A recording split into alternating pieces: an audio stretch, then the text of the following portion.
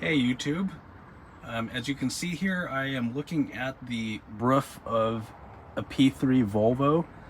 In this case, it's a 2011 Volvo XC70.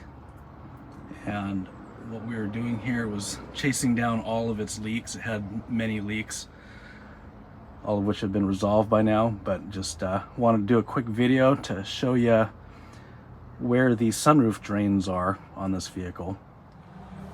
Okay, so we're looking towards the front of the vehicle. We're currently in the back seat.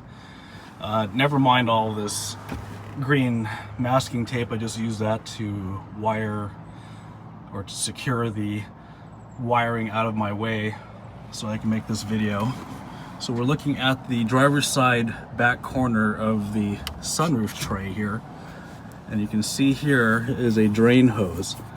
So there's a drain hose in every corner of this vehicle. You can see the green drain hoses up front here in the front corners, and these white or tan colored ones for the back.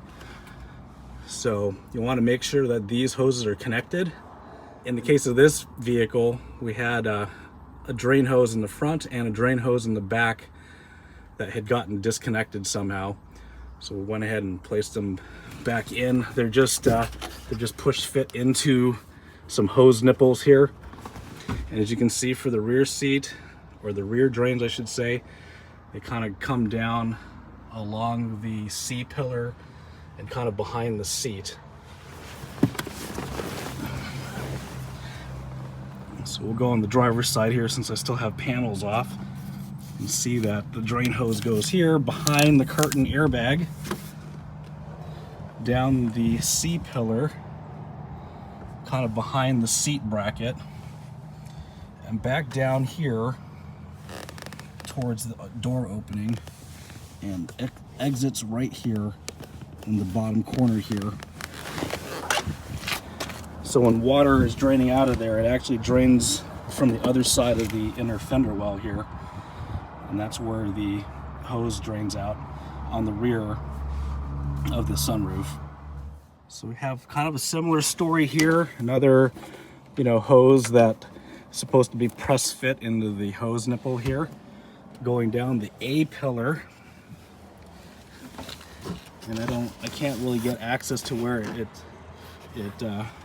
comes out, but it comes out on the other side of the A-pillar here, just rear or aft of the front wheel. So when that one's draining, you'll see water coming out from the other side of this plastic wheel liner.